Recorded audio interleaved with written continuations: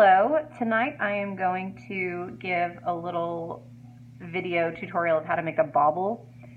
This is for my bobble pillowcase pattern that I am posting on my blog, but you can do bobbles on a lot of different things. It's a really fun, playful crochet stitch.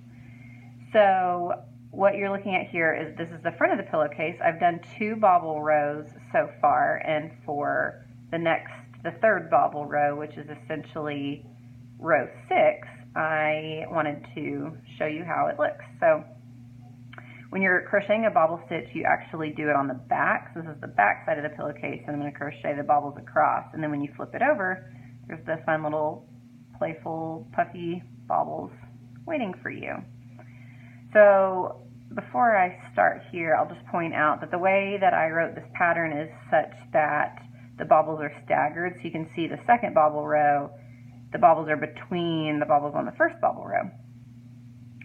So because of that, on this next bobble row that I'm going to do, you can see that, like bobble row 1, there's a bobble on the very first stitch in the very last stitch, and then on the second one there are single crochets on the very first and last stitch. So as I begin the third bobble row, I'm going to be sure that I do a bobble in the first stitch and then go from there. So there's one little nuance to this row in particular. Because I'm starting with a bobble, you're going to want to chain 2. That's unique to just the bobble that happens to be on the first stitch of the row. And because you've chained 2, now that can count as one of the 5 double crochets that you're going to make in this one stitch. So you only actually have to do 4 more, and then on subsequent bobbles you'll see it's a little bit different. So to repeat, we've chained 2, and then we're going to yarn over and start like you're doing a double crochet, pull your yarn through 2 hoops.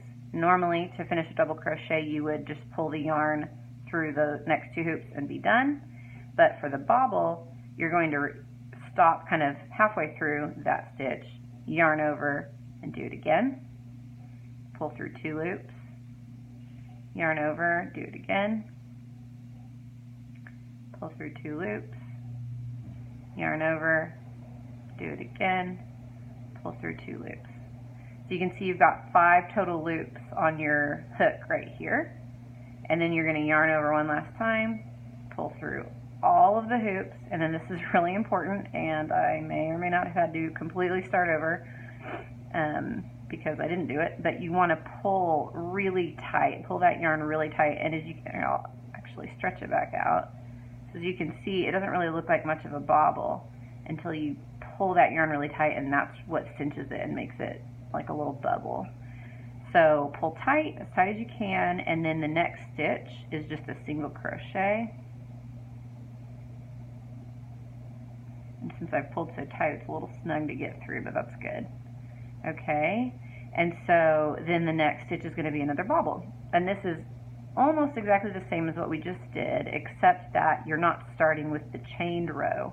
So you actually have to do 5 of the double crochet steps. So 1, 2, 3, 4, and 5.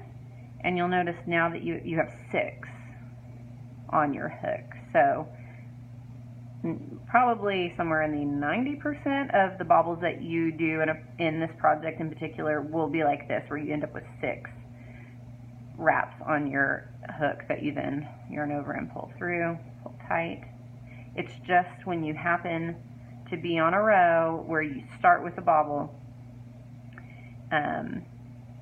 that you only need to do 5 in addition to the chain 2 that start that stitch. Okay, so then of course to finish, again, just a single crochet.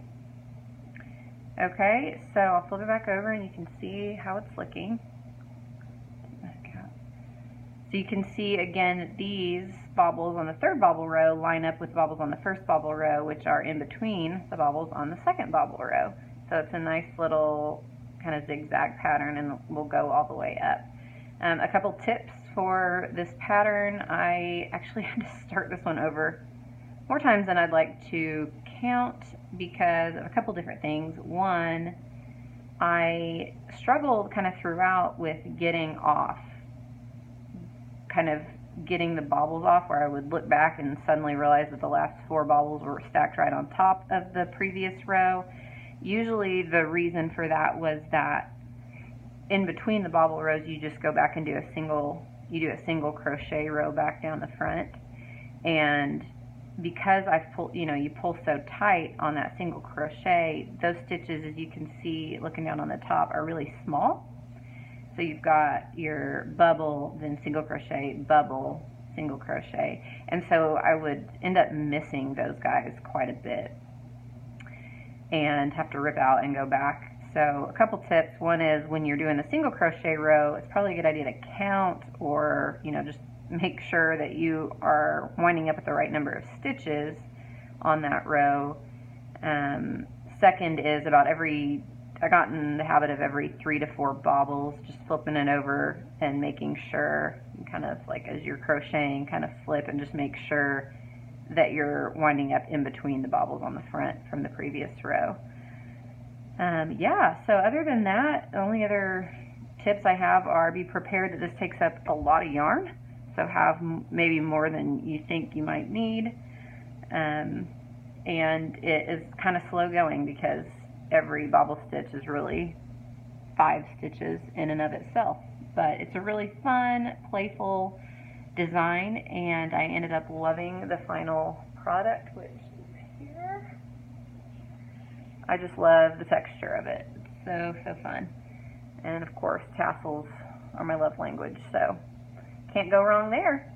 Anyway, I hope this helps. If you have any other questions, just shoot me a message or call me or come to my house. Bye.